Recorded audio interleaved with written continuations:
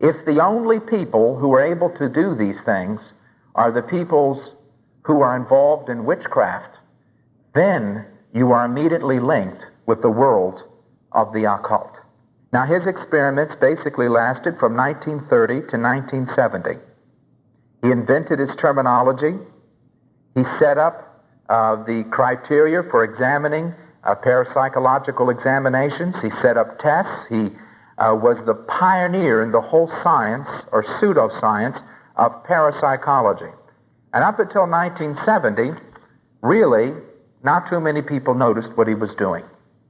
The religious world was not sitting up and taking notice of this, and the secular world, the scientific universities, were not sitting up and taking notice either. Beginning with 1970, we have the popular wave of occultism beginning to build. In the early 1970s, there was a veritable explosion of books, magazine articles, games, newspaper articles, television shows, etc., all dealing supposedly with parapsychology. You have parapsychology courses began to be taught in college, and you could get a degree in parapsychology. Even it found its way into public schools, elementary, junior high, and high school. Teachers who were testing kids for their SPE level, for their ESP ability. Thus we have three basic stages. There was the occultic spiritistic stage from the middle 1800s up until 1930, and then you had from 1930 to 1970 where J.B. Ryan led the way in pioneering and developing the terminology, and the beginning in 1970 up to 1980, you had the scientific phase where these things were discussed in the context of cold scientific research. No one used the word ghosts, no one used the word mediums, and no one used the word occult or witchcraft. They used the terminology that J.B. Ryan had established. So now, in the 1970s, all of a sudden, in the secular world, you had an explosion, and everybody began to read it. In the religious world, you had the beginning of a group started by some United Methodists called Frontiers, Spiritual Frontiers, which is a group in mainline denominations in which they encourage pastors and lay people to get involved with parapsychology.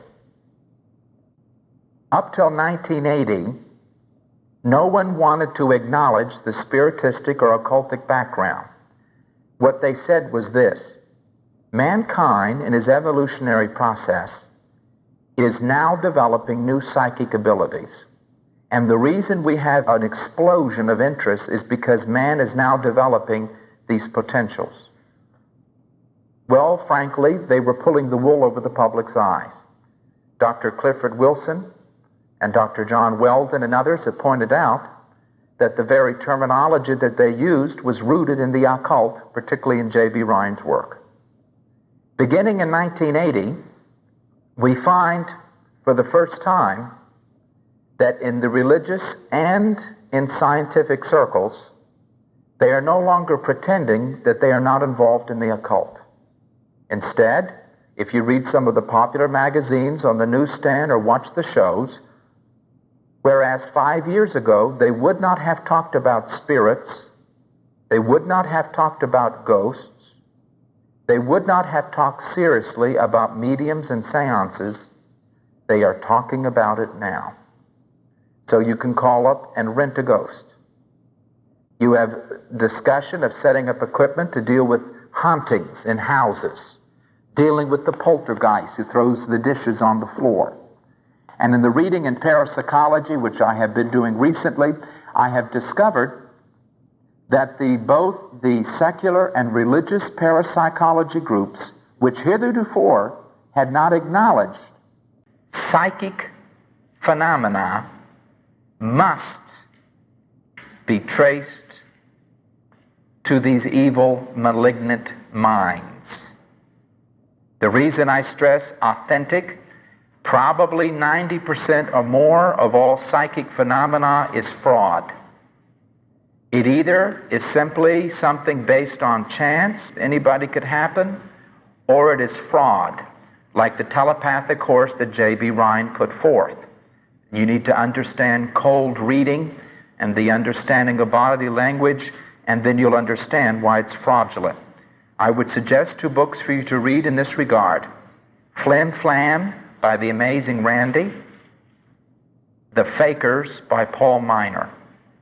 In Flim Flam, you have a magician show you how he can reduplicate everything that Uri Geller does.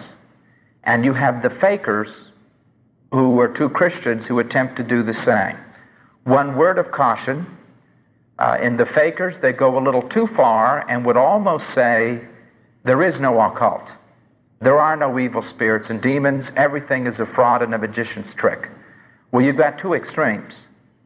And you need to take a balanced approach in which you acknowledge those authenticated cases of the occult and trace them to demonic powers, as does Kurt Koch, and then the fraud ones, which the magicians will uncover. Thirdly, Christians must educate people about the fact that the new names are an old product, and that they must be careful that it is not taught in the public schools.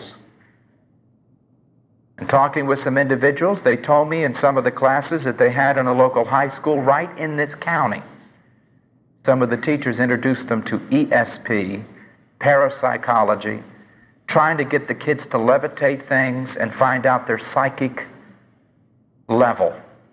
This is all nothing more than witchcraft. It is religion. If the Christians cannot practice their religion in the public schools, then I am not going to stand around and let the witches do it. So the Christians are going to have to stand up and be counted. They're going to have to be bold and not intimidated. And let me conclude on this mark. Those who are in the secular parapsychology movement, when they are talking among themselves, are absolutely free in discussing the occult and witchcraft and Satan worship and everything else. When they are confronted with the Christian who calls it witchcraft, they immediately have acute amnesia, and they will try to intimidate you that parapsychology is science. What you must repeat ad nauseum to them is this: in order for parapsychology to be a science, they must put forth experiments which can be reduplicated in any laboratory by anyone. J.B. Rhine's experiments could not be reduplicated at other universities. Something that cannot be reduplicated is not scientific. It cannot be observed. It cannot be studied. After all these years, the parapsychologists have yet to establish any clear empirical or scientific evidence of the validity of what they're doing. Or they have gone to the witches and to the mediums, to the Hindu gurus, and to the people involved in the worship of the UFOs in order to produce their experiments. They begin their work with the assumption that there are no other powers at work, and this is their fatal assumption. As a Christian, you must not have in your home, you must not play with, you must not entertain, you must not let your children play with the arts of the occult. Do not read the bestsellers, which are practically all about demon possession. I was in a bookstore yesterday, and I wanted to see what was on the top 10 selling list. Half of it had to do with demons possessing people. Don't read it. Don't go see the films that glorify Satan, where he always wins in the end. Like I tell my wife, and I said, now when they have the old Dracula movies with Bela Lugosi, then I'd like Ruth Ann to watch, to see the power of Christianity dispel the darkness of Satan. But in the modern vampire movies, he kills the Christians and crumbles the crosses in his hands. I do not care to watch Satan and his lie that he will win in the end. What about the occult? What about parapsychology? It is simply the old device of Satan, in which he tried to have men believe in the divinity of man and in the possibility of man becoming deity. For more resources to earnestly contend for the faith, visit faithdefenders.com.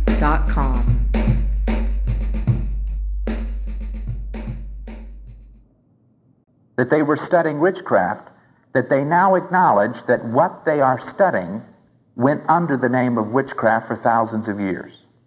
Thus you have groups like Wicca, W-I-C-A, and the neo-pagan movement, which instead of being ashamed of their witchcraft background, now glorify it.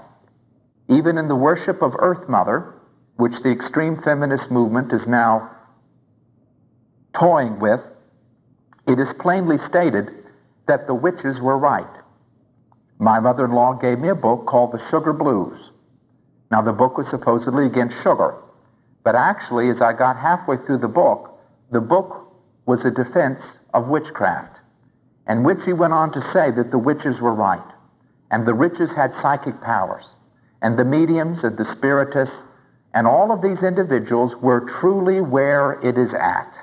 And today we must dump Christianity and get back to the pagan roots of Western society, that only in witchcraft will our sexual drives be set free, and only in Christianity will we get rid of our guilt feelings and hang-ups. Well, I became very upset with a book that's supposed to be against sugar, but it's actually for witchcraft. But this is what you find, is that it is fastly moving back to the world of the occult. What about in the religious world? Well, Spiritual Frontiers, one of their biggest leaders was the Episcopal Bishop James Pike, who denied the Trinity, who denied the miracles of Christ, but attended seances. He was one of the big leaders in the Spiritual Frontiers movement. And originally, you see, these individuals did not claim any affiliation with the occult. But this last year, there was a Spiritual Frontiers festival held at a local college. As part of the festival, they had booths. And the booths were for the palm readers, the astrologers, the crystal ball gazers, and etc. So the Spiritual Frontiers probably, at least to some scholars, is fast moving in the area of blatant occultism. Now, what should the Christian's attitude be toward this whole development? Well, number one, we should not be fooled by a new name. I'll be on various talk shows or in debates or discussions with individuals, and I say, we are dealing now with the issue of the occult. Oh no, we're dealing with science. We're dealing with ESP. It's not witchcraft, it's ESP. See the book? ESP. They think because the name has changed, the game has changed. And you see, the Christians must be very loud and vocal that we are not fooled by an old product dressed up in new clothes. And we must be vocal in pointing out to society in any way we can that this is the same old witchcraft that was peddled for millenniums. The individuals who opposed Moses and who opposed Paul are with us today. Secondly, we should point out that God clearly condemns all of witchcraft or parapsychology as forbidden in Deuteronomy 18:10-14. He does not say that it's condemned because it's impossible. He says that it is condemned because God forbids it. Nowhere in Scripture is it ever hinted at that there are no spirits to contact. What we are told in Scripture is simply this. One, there is another dimension. There is a spirit world. But this dimension, this spirit world, is at war. There are those who are good spirits, and there are those who are evil spirits. Thus, this other dimension is a mixture of good and evil, just like our dimension is. We are creatures of the earth, flesh and blood. They are creatures of their dimension, composed only of mind or mental energy. Secondly, the only side which will cooperate in occult arts is the evil side. God is not interested in Ouija boards, crystal balls, seances, levitation. Jesus could care less if you're able to levitate a feather or 1 gram weight. But there are spirits which are very interested in cooperating with the occult arts, and they are the evil spirits. Therefore, the true source of all authentic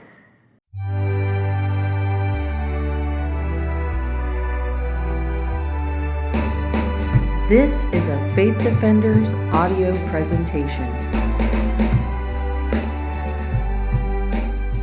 We want to begin by pointing out that we are dealing this evening with the subject of the occult, or, as it is popularly known today, the subject of parapsychology or psychic phenomena. The subject of the occult arts is deadly fascinating to human beings. Just as a moth is fascinated by the flame of a candle and keeps darting back and forth, ever closer and closer, until it finally flies into the flame and perishes, even so secular society at this moment is darting back and forth once again with the flame of the occult arts. And I'm afraid to say there are a lot of Christians who are getting their wings singed in the meanwhile. Let me perhaps give this warning at the very beginning of this lecture. Don't assume or think that God has automatically called you to investigate the subject of the occult. God does indeed call a few of His people to investigate this subject, and thus He especially equips them to withstand the assaults of Satan. And any Christian scholar who must deal with the issue of the occult will tell you quite quickly there is a price to be paid by those who go into Satan's kingdom in order to assess his arsenals. And I think it is important for me to emphasize that for the sake of you and your children, that you should not dabble in the occult or as a result of this lecture think that you can become interested in it and seek to study it. If God has called you, He has equipped you, and this is a special calling, and few there be that have it. The first thing that I'd like to point out this evening is that all of you already know an awful lot about the occult, but you don't know it. The reason you do not understand that you already know an awful lot about the occult is that you know about the subject under different names. Instead of understanding the words occult, witchcraft, Satan worship, demon possession, demonic power, etc., you have no doubt heard and read or saw shows on television dedicated to studying ESP, psychic phenomena, psychic abilities, telepathy, SPI, PSI. In Hollywood, it's become a very faddish thing to ask someone, what's your SPI or SPI rating? And they want to know, what is the degree of ESP ability that you have? Psychokinesis, the ability to move objects or to affect material reality through mind. The human potentiality movement, which tells you that the potential of the human being is infinite. You have this particularly in modern psychoanalysis groups. Mind reading, ghosts, astral projection or out-of-body experiences, levitation, second sight. Now, whereas probably you were not familiar with the first set of words, such as witchcraft, the occult, demon possession, I would guarantee you that most of you have come into contact with literature or people who have enthusiastically sought to educate you about ESP, parapsychology, and the supposed psychic abilities of man. Now, if you watch certain television shows such as That's Incredible, Real People, or You Ask for It, you will be told about psychic abilities which people have. There are people which can walk on fire and not be burned. I've seen individuals who were able to stick needles through various parts of their body and not suffer any harm. Or individuals who supposedly can read the minds of others. Or animals that are telepathic and can count out things. Or reports of people having hauntings, visitations by ghosts, or, as they were called in the old time, poltergeists. Now and then you'll see an article about a house where all the dishes flew off the cupboard, and the chairs and tables are thrown upside down, and where whole bookcases move across the room, and they talk about a poltergeist, the old German word for a malicious ghost. Now, some of you have probably even played with some of the occult arts. I wonder how many of you have played with the Ouija board. How many of you have been involved in ESP games or seances? I remember as a child, my parents giving me a crystal ball. Now, it was a black, like a bowling ball, and there was one end of it that was like a little mirror, and it was filled with water. And as you would turn it right side up, a cube would float up, and it would say yes, or it would say no, or it would say other things. And you would ask questions, and then you would check the crystal ball. Or palm reading for a lark. You're out one night late on a college night, and so you decide to stop at the palm reading at Madame Zuba's. And she gives you a palm reading or a tea leaf reading or something of that nature. What you must understand is that a rose by any other name still smells the same. What was once called the occult arts is now called parapsychology. Once what was called witchcraft is now called psychic abilities, or ESP. Once what was called demonic power is now called psychic energy, or psychokinesis. And you see, we are involved in a situation in which the name has changed, but the game remains the same. And you see, this is part of the hoodwinking that Satan has performed in our own generation. I assure you that if the individuals who are involved in the present parapsychology movement were up front and said to people, we would like to invite you to be involved in witchcraft, we want to test you to see which of you are possessed by demons and thus have demonic power, the people would not be flocking to the various seminars and classes that they give. What they have simply done is a mass PR, or public relations campaign, in which they have relabeled and renamed the things which have been going on for millenniums, which have been observed for millenniums, and which Christians have had to fight against, either in the Judaic sense or later in the apostolic sense, as being demonic and satanic.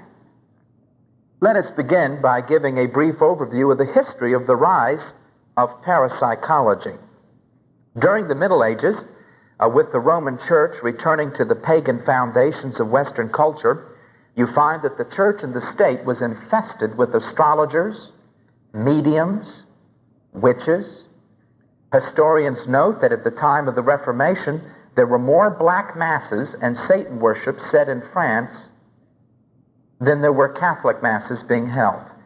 As a matter of fact, the historians point out the same Catholic priest generally who performed Sunday morning the Mass for the loyal Catholic followers was the same guy who turned the crucifix upside down and 12 o'clock that night did the Black Mass for the Satanists. Europe was absolutely flooded with demonic teaching, with individuals who were attempting to fly through the air. I have read the recipes that the witches used for various of their potions. And people forget that these people were in dead earnest. Thus, for example, one potion entitled Ointment for Flying said, obtain a newborn male child, fry him out to render the fat, for you must have the fat of a rendered baby in order to have the proper mixture for the flying ointment. The witches practiced cannibalism, murder, incest, rape, blasphemy, and all manner of horrors. It is no wonder that in Protestant countries, laws were passed which made it illegal to be a witch. When someone begins to talk about Salem, Massachusetts, and begins to say, oh, wasn't that horrible? Well, if you were living in a day and age when the witches were eating people, killing people, kidnapping babies, and rendering out their fat by frying them in oil, I think you would be the first one to put the firebrand on the bushes underneath the witches. But you see, Europe was crawling with witchcraft. It was crawling with the occult. When the Protestant Reformation came, you have Luther and Calvin and the others who thundered against it. Thus, in Protestant countries, laws were passed, science was stressed, and for a while, astrology nearly died out. Witchcraft nearly died out. It became very unpopular to be talking about the evil eye, to be muttering curses. Most of your Protestant countries thought that the church and the state should be united into one grand theocracy. Thus, they went back to the Old Testament for theocratic law. And Moses said, suffer not a witch to live. So it became not only unpopular, it also became a point of life and death. So the little old ladies who rushing around and casting spells were soon disposed of in Protestant countries. I'm sorry to say that in most of the Catholic countries to this day, witchcraft has remained a very powerful force. At the beginning of the 19th century, or really we can date it to an exact time of 1857, you have the beginning of liberalism within the state church, particularly in England. This is the time when, for the first time, preachers and theologians began to say that the Bible was not inspired. The Bible was not of God. Now, sure, there had been liberal critics and antagonists to Christianity. There were plenty of those, particularly in the history of philosophy, people like Voltaire and others. But these were not critics outside of the church who were nagging at the Christians. These were the preachers who wore the cloth of the church and ate the money of the church. They became the ones to attack Christianity from within. With the rise of liberalism, it became very popular to strip Christianity of any supernatural elements. You had thus the rise of all those miraculous explanations in order to get away with the miracles of Christ. So he didn't really walk on the water, it was a sandbar. He really didn't feed the 5,000, he just made all of those stingy people take the food which they had hidden under their cloaks out and share with everybody. I have read some of the most ridiculous explanations and rationalizations which supposedly would strip Christianity of any supernatural elements.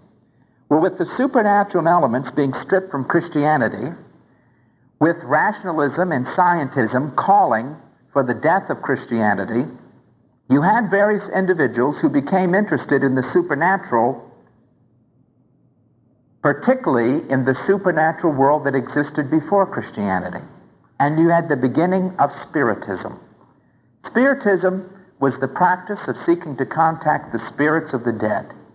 It was the attempt to prove by scientific examination that the soul of man continues after death. People like Sir Arthur Conan Doyle, who wrote the Sherlock Holmes stories, used their money and influence, and even the royalty got involved in seances. As a matter of fact, some of the books which I have read lists some of the individuals who attended seances. Harriet Beecher Stowe, who wrote Uncle Tom's Cabin. Theologians, writers, secularists, religionists, anti-religionists. It became a very popular thing to go to seances. One group called the British Spiritualist Society regularly met in order to study mediums, levitation, telepathy, and the like. Now, this continued amongst the spiritualists, and not in the Christian church, and not in secular society per se, until you get to the 20th century. In the 1930s, J.B. Rhine at Duke University began his investigation of the Spiritist movement. He first of all sought to prove the existence of the soul after death by examining and hooking up the mediums and having them give seances. Now, he wanted to prove that the mediums really could contact dead people. The trouble is that he could never prove that they weren't faking it. When he saw that it was utterly hopeless to prove that the spirits of people exist after death, he then asked the witches and the mediums, the people who were the spiritists, what else can you do? And they quickly told him about levitation, telepathy, apportation, teleportation, causing fire to appear and disappear, mending watches, and things of this nature.